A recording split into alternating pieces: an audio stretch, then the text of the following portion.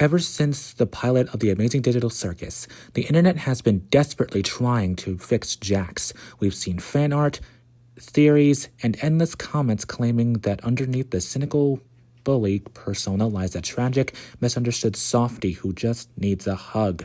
But with only one episode left in the series, it's time to face reality. Jax isn't a secret hero. He's just cruel. Look, I get the temptation to make excuses for him. Everyone trapped in Kane's digital hellscape is traumatized. They are all dealing with a horrifying existential nightmare that could drive them to insanity at any second. But notice how the rest of the cast reacts to that fear. Pomni panics. Ragatha forces a smile. Kinger retreats into his own mind.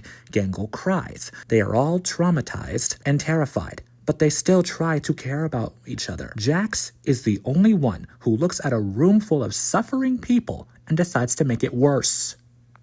His cruelty isn't an uncomfortable reflex of his trauma. It's a deliberate, daily choice. He torments his housemates because making them feel small is the only way he can feel powerful in a world where he has zero control. He isn't a lovable rogue. He's a bully who chooses malice over empathy every single time. And today, with the finale right around the corner, we are going to look at why holding Jax accountable actually makes him a much better character, and why a tragic redemption arc would completely ruin his story. At the end of the day, Jax is not a victim because people refuse to understand him. We understand him perfectly fine. He is trapped, terrified, and powerless, just like everyone else in the circus. The difference is what he chooses to do with that fear. Pomni breaks down.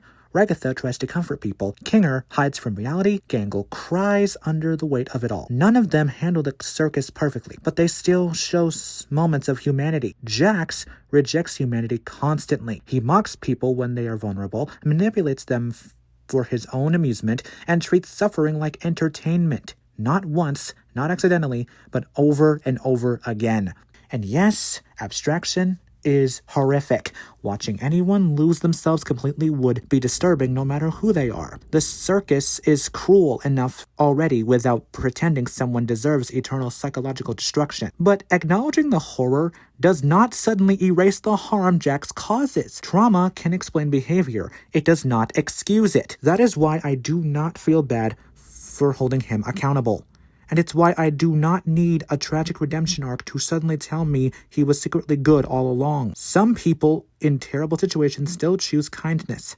Jax chooses cruelty repeatedly. And with the finale approaching, I think the worst thing this story could do is pretend that choices never mattered.